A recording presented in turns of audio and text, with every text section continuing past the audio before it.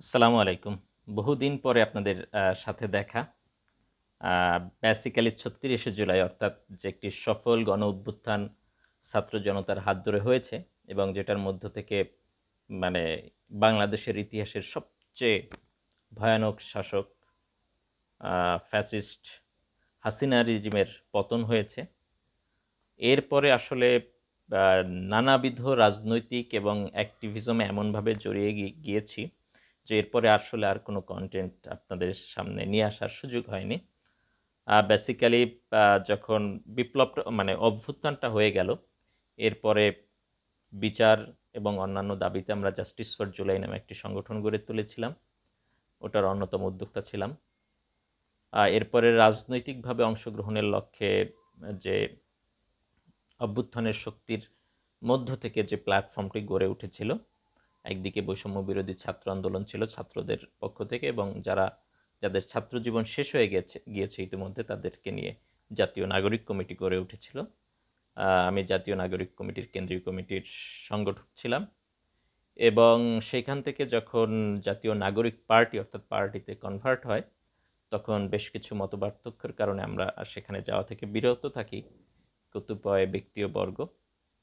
এবং পরবর্তীতে আমরা নতুন আরেকটি রাজনৈতিক উদ্যোগ গড়ে তুলি, ইউনাইটেড পিপলস বাংলাদেশ বা আপ বাংলাদেশ নামে।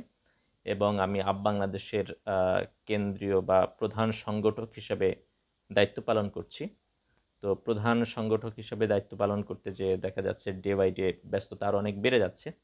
ফলে ৩৬শে জুলাইয়ের পরে ক্রমাগত যে রাজনৈতিক ব্যস্ততা বৃদ্ধির প্রেক্ষাপট, সেই প্রেক্ষাপটে আসলে কনটেন্ট তৈরি করার মতো যেই বাস্তবতা, সেটার মধ্যে আসলে ছিলাম না। বিশেষ করে এতদিন যে ধরনের কনটেন্ট আপনাদের সাথে শেয়ার করতাম, এটা স্ক্রিপ্ট লেখা, তারপর অডিও মানে ভয়েস দেয়া, তারপর ভিডিও মেক করা।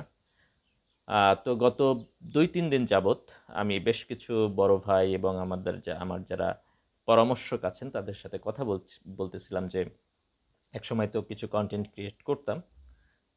তাছাড়া সোশ্যাল মিডিয়ায় আমাদের একটা প্রেজেন্স থাকা উচিত কিনা এবং এটা ইতিবাচক বা নেতিবাচক কি হইতে পারে। তো এটা যদি জিস্ট আকারে বলি, সেটা হচ্ছে কম বেশি সবাই বলছেন যে সোশ্যাল মিডিয়ায় সরব হওয়া উচিত, কন্টেন্ট ক্রিয়েশনগুলো করা উচিত। সেক্ষেত্রে আগের নিশ থেকে একটু বদলে কন্টেম্পোরারি যে পলিটিক্যাল ইস্যুসগুলো আছে এবং নতুন বাংলাদেশ, নতুন রাজনীতি নিয়েই যে কনসেপ্টগুলো, সেগুলো বরং আমরা সোশ্যাল মিডিয়ায় ভিডিওগ্রাফির মাধ্যমে যদি নিয়ে আসতে পারি, এটা আমাদের রিচ বৃদ্ধির ক্ষেত্রে এই নতুন রাজনীতি আইডিয়া এটা মানুষের মাঝে ছড়িয়ে যাওয়ার ক্ষেত্রে একটা ইতিবাচক ভূমিকা পালন করতে পারে। তো সেই জায়গা থেকেই চিন্তা করলাম নতুন করে কিছু আবার শুরু করি।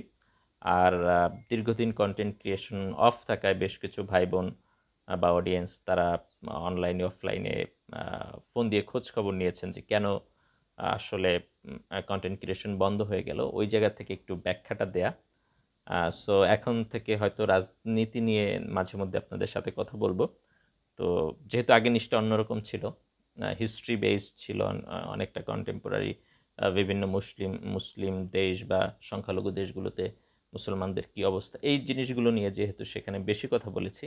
সো নতুন নিশ বা রাজনীতির ব্যাপারে আপনাদের যদি অনাগ্রহ থাকে তাহলে তো চ্যানেলটা হয়তো আনসাবস্ক্রাইব করে দেবেন। আর যদি আপনাদের এই ব্যাপারে আগ্রহ থাকে তাহলে অবশ্যই সাথে থাকবেন, সাবস্ক্রাইব করবেন বা পেজগুলো ফলো দিবেন। তো সেই আশাবাদ ব্যক্ত করে নতুন কিছু শুরুর প্রত্যয় নিয়ে এখানে শেষ করছি। আসসালামু আলাইকুম।